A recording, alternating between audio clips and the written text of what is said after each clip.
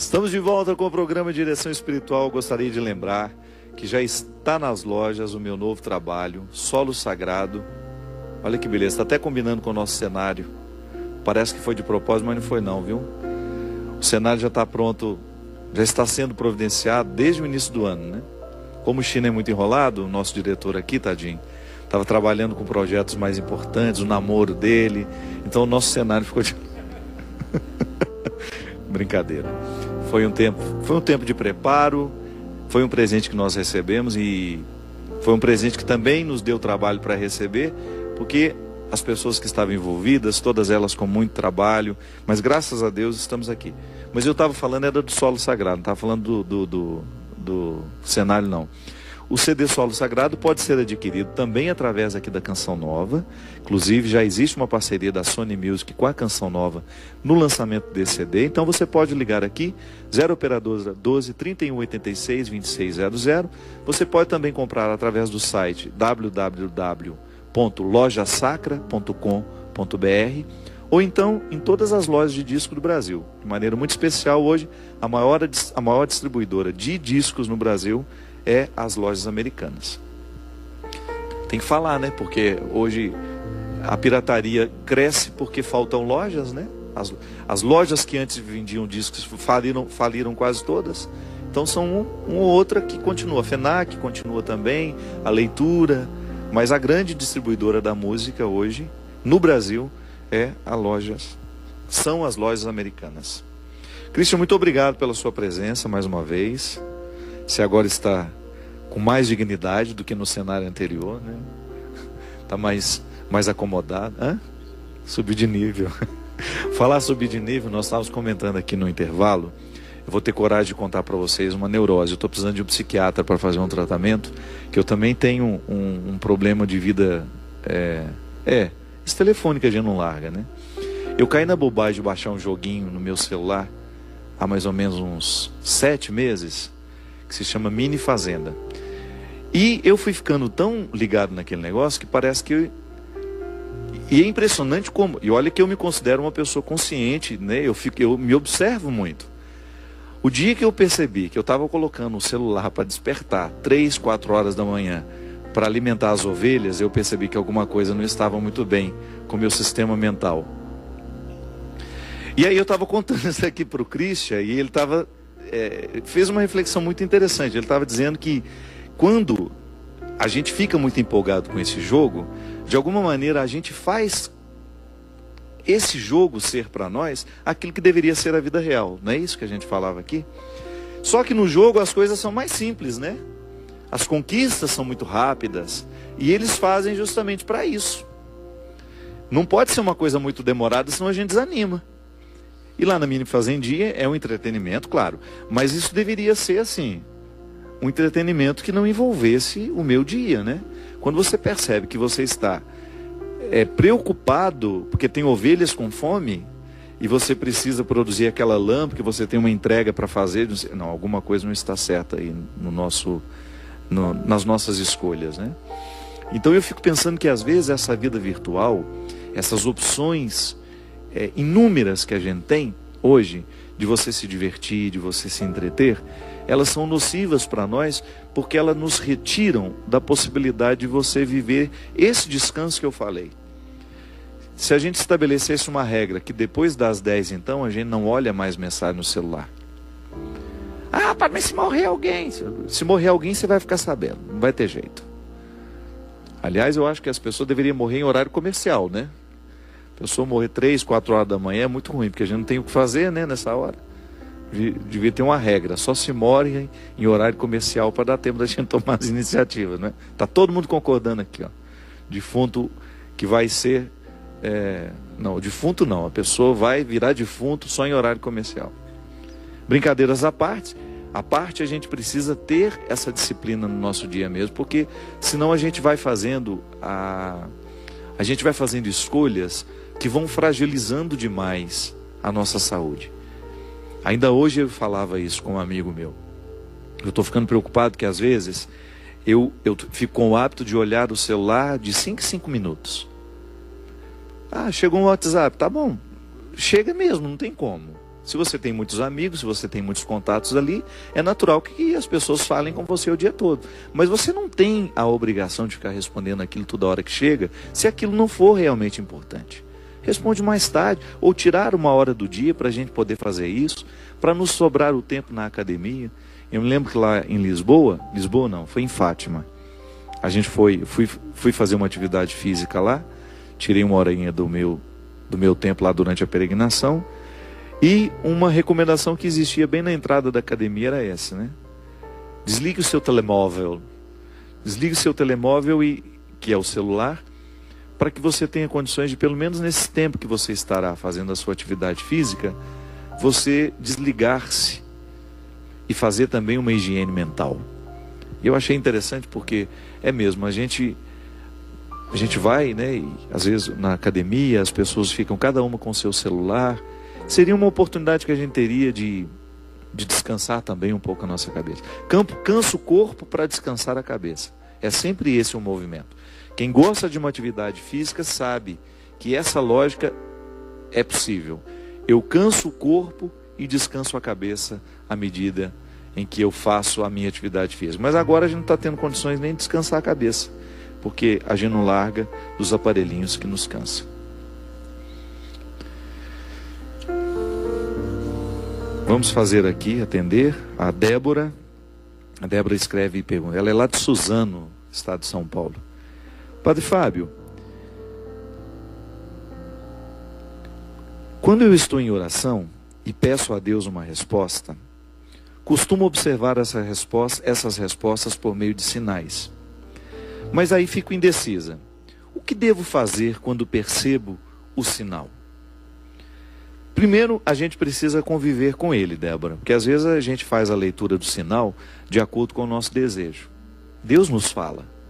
Eu me lembro que na minha dissertação de mestrado, o eixo, né, o ponto principal da minha reflexão foi justamente como Deus se manifesta na vida humana. Era um título comprido, difícil, né? O processo da revelação divina, o processo maêutico da revelação. É um teólogo que eu gosto muito, que eu escolhi para ser o meu teólogo de dissertação, que pega no conceito socrático de maêutica. Sócrates era filho de parteira. E ele, observando a mãe dele, ajudando as mulheres a dar à luz, porque a parteira, ela facilita o parto, né? Ela não faz o parto, ela facilita para que a criança nasça. Sócrates, observando, ele identificou que aquele processo de parturiar uma criança é semelhante ao processo de fazer nascer o conhecimento numa pessoa. A criança já está lá dentro, a gente só faz sair para fora, né? Vir para fora.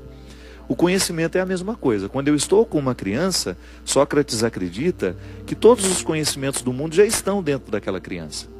O que a gente precisa fazer é parturiar as experiências que já estão ali, inconscientes, que de alguma maneira a gente vai herdando da humanidade. E quando Sócrates identifica que, ao ser professor, ele faz o mesmo que a mãe dele fazia quando era parteira, ele cria a maêutica, que é um método de educação. Na maêutica, você nunca responde o que o aluno perguntou. Você faz uma pergunta respondendo a outra. Entende? Você não responde com uma resposta, você responde com uma outra pergunta. Então, eu vou estimular aquele que me pergunta a chegar à resposta por ele mesmo. Eu não dou a resposta pronta. Ele me pergunta, ao invés de responder, eu faço uma outra pergunta para ele. Eu faço isso muito com a minha mãe. Porque a minha mãe, ela é muito esquecida, ela é distraída. Algumas pessoas achavam que ela estava até esclerosada já. Eu falei, não, eu conheço bem a minha mãe é distraída. Então quando ela pergunta, será que eu já tomei esse remédio? Eu falei, mãe, será que a senhora já tomou remédio? Eu faço a mesma pergunta para ela. A senhora acordou que hora? O que a senhora fez na hora que levantou? E aí eu sei que ela já tomou. Eu poderia muito bem dizer, não mãe, a senhora já tomou remédio. Mas é melhor não dizer, porque eu preciso colocar a cabeça dela para funcionar. Então, esse era o meu método maêutico com a minha mãe. Ao invés de responder, a senhora já tomou, eu fazia uma pergunta que ajudasse ela mesma a chegar à conclusão de que ela já tinha tomado.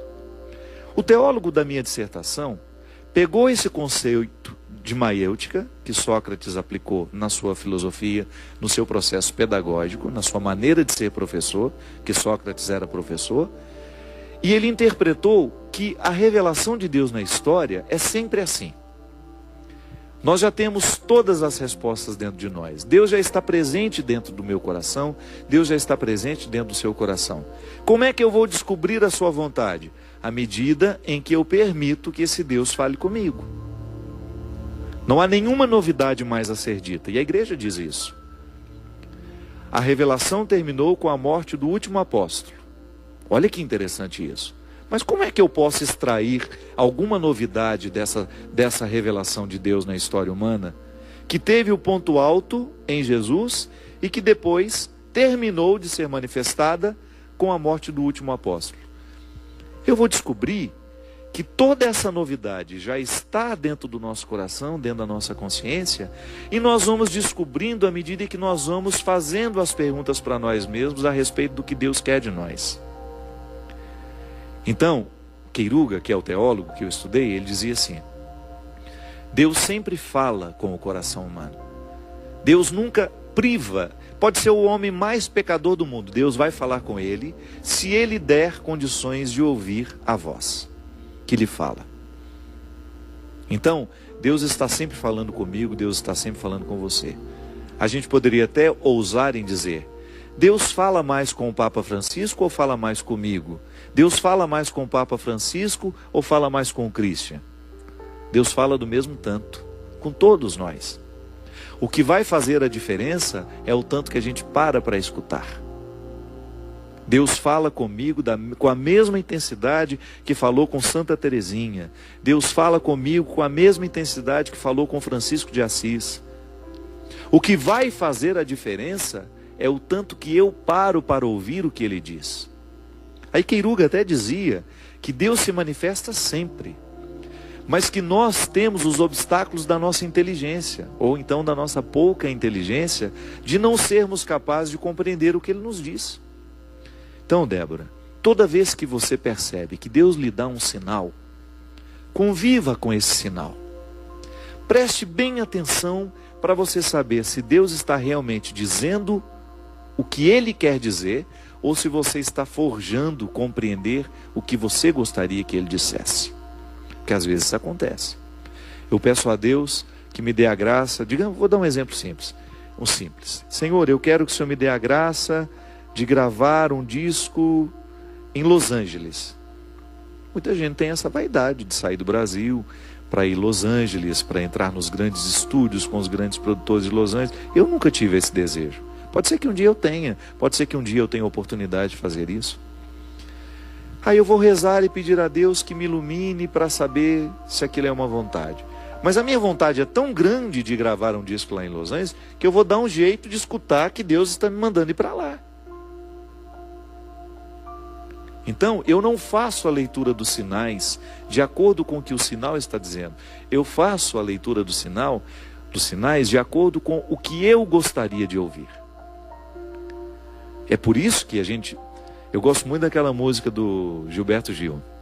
Está no tom. Se eu quiser falar com Deus, tenho que ficar a sós, tenho que apagar a luz, tem que desatar os nós dos sapatos, das gravatas, dos desejos, dos meus sonhos. Tenho que perder a data, tenho que me achar, e por aí vai. Mas olha como é interessante isso. Se eu quiser falar com Deus, eu tenho que desatar o nó da gravata, tenho que desatar o nó do sapato. O que significa desatar o nó da gravata? Quem usa gravata sabe muito bem o que significa isso, não é? Depois de um dia de trabalho, você chega em casa cansado, estressado, você vai tomar uma taça de vinho, a primeira coisa que você faz? Desafrouxa o nó da gravata, porque aquele nó, ele está muito ligado à obrigação, postura. E quando a gente chega em casa, você quer mais é ficar à vontade. Tirar os sapatos é uma demonstração de intimidade. Quando eu chego na casa de uma pessoa que eu tenho intimidade, Eu não ouso em tirar os meus sapatos e ficar descalço, porque me faz bem. É uma maneira que eu tenho de dizer ao meu corpo que ele pode relaxar, que ele está em casa.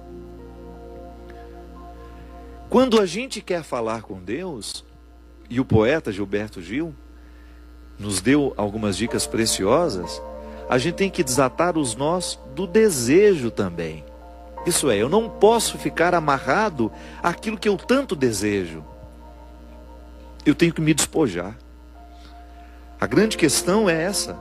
Só pode ouvir o que Deus está dizendo aquele que despojou do que diz a si mesmo.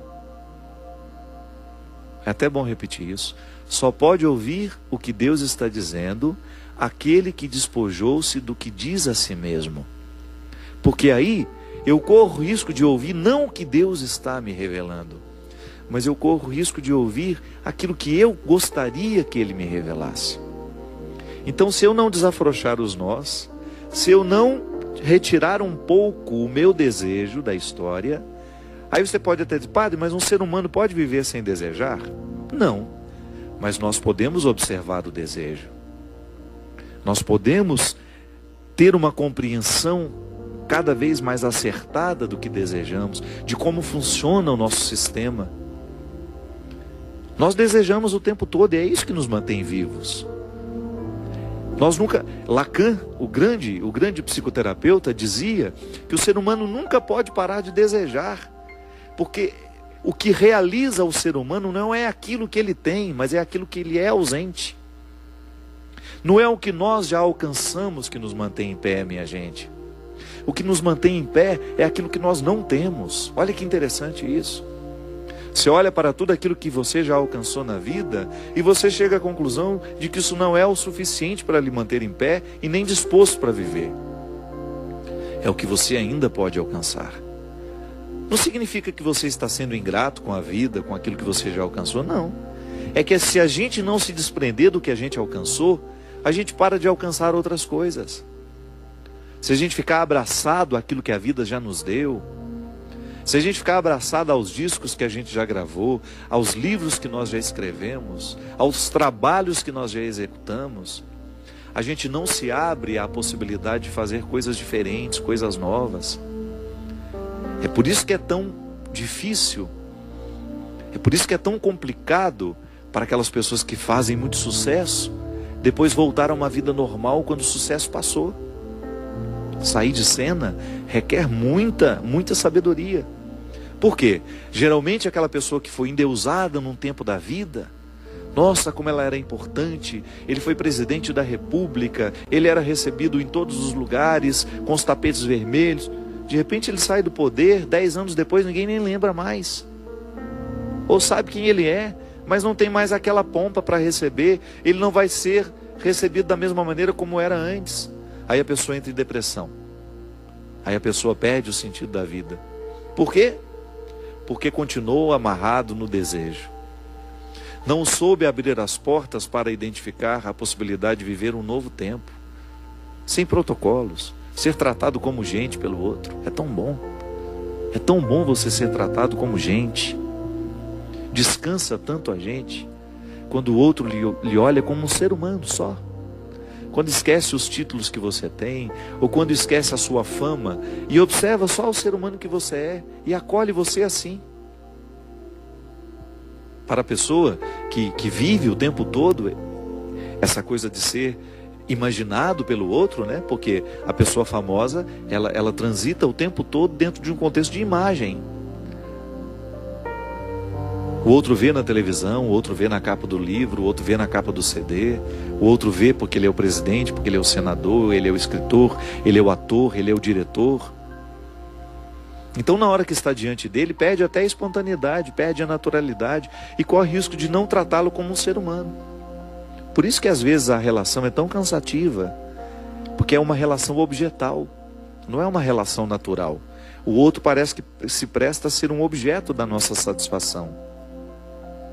Então a gente nem cumprimenta, já quer tirar uma foto, nem fala nada, já vai para tirar uma foto. Então, quando a gente tem este contexto, nós corremos o risco de colocar o outro dentro de uma vida que não é real, E depois que por isso, quando ele precisa voltar à vida real, ele tem muita dificuldade. Por isso que é sempre bom a gente experimentar, ser tratado como gente e fazer questão de estar ao lado de pessoas que nos tratam como gente, como pessoas, e só. Se a gente não se desamarra dos desejos, a gente não consegue receber a vida com as suas mudanças. E aí, Débora, se a gente não é capaz de fazer a leitura destes sinais, dessa voz de Deus, nos indicando até isso que eu acabei de falar, talvez seja o momento de sair de cena, e aí eu observar que Deus está me dando todas as dicas para isso, que Deus está encaminhando o meu coração para compreender a minha retirada como necessária. Para isso que a gente reza. Eu também quero saber qual é o meu lugar no mundo. Eu venho aqui, eu tenho o meu trabalho aqui na Canção Nova, eu viajo pelo Brasil levando a palavra de Deus através da minha música, através da minha arte. Eu acredito no meu ministério. Eu tenho quase 80 pessoas ligadas ao meu trabalho hoje. Então meu trabalho gera a vida de mais de 80 famílias. Eu fico orgulhoso disso. Eu fico muito orgulhoso, fico muito feliz de saber que eu tenho a oportunidade de fazer um trabalho como padre que me leva a muitos lugares. Mas se por acaso eu começar a perceber os sinais de que Deus não me quer mais assim, eu não posso negligenciar os sinais. Por outro lado, eu tenho de conviver com eles. E é por isso que eu sempre digo, Débora, como é que a gente observa que está na hora de mudar? Quando você começa a perceber que você está ficando incomodado com a vida que tem. Gosto de dizer sempre isso. Leve a sério aquilo que lhe incomoda. Observa bem aquilo que está lhe incomodando, porque Deus lhe fala através disso.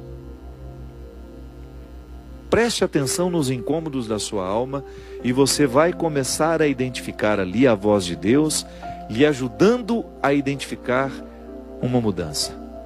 É assim.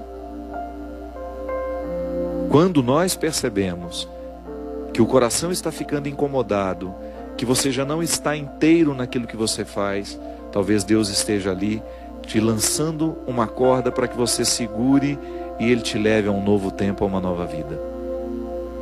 Eu admiro muito e eu já vi muitas pessoas fazerem isso. Saírem no auge dos seus trabalhos e optarem por uma vida mais reclusa, optarem por uma vida mais simples, optarem por uma vida com mais cotidiano, digamos assim, né? Com mais rotina. Quem se lembra daquela menina, né? Ana Paula Arósio, né? Aquela atriz da Globo, famosíssima. De repente aquela menina, sei lá, incomodada com o contexto da vida que vivia, teve coragem de abrir mão de tudo. Uma atriz ter um contrato com a Globo, a gente sabe o que significa. Não sejamos hipócritas. Quem trabalha nesse ramo, tenho certeza que 90% dos atores do país gostariam muito de ter um contrato de exclusividade com a Rede Globo, que é a maior produtora de teledramaturgia da América Latina. Então, de repente, uma moça daquela que diz, eu não quero mais, aí se refugia para viver no sítio. A gente sabe, né? Foi viver num sítio. Quais são os motivos do coração daquela menina? Qual foi a voz que ela ouviu? Não sei. O que eu sei é que ali houve uma transformação muito corajosa, uma renúncia muito corajosa, que eu preciso fazer, você precisa fazer. Todos os dias nós precisamos prestar atenção no que incomoda o nosso coração. Porque a partir do momento que a gente sabe o que nos incomoda, é que a gente começa a entender o que Deus quer de nós. Muitas vezes, grandes transformações só virão no momento em que a gente levar a sério aquilo que está nos incomodando. Obrigado pela sua companhia, obrigado pela oportunidade de estar com vocês. Peço que Deus nos abençoe, que derrame sobre mim, sobre você, sobre a sua casa, sobre a sua família a bênção e a proteção do céu. Ele que é Pai, Filho e Espírito Santo. Amém. Até a semana que vem, se Deus quiser. Viver para mim é Cristo, morrer pra mim é ganho. Não há outra questão. Quando se é cristão, não se para de lutar. Triunfarei sobre o mal, conquistarei troféu. Não há outra questão, quando se é cristão, não se para de lutar, até chegar ao céu.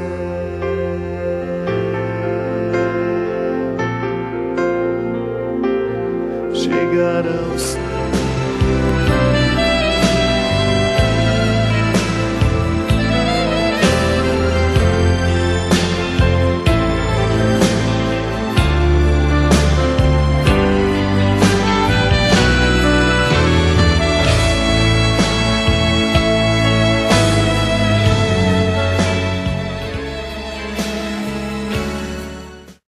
Coisa boa, meu amigo, que abra a mente dessas pessoas para que elas possam descobrir que a vida vale a pena. Eu, como comunicador, como padre, eu só vou onde eu posso levar Jesus comigo.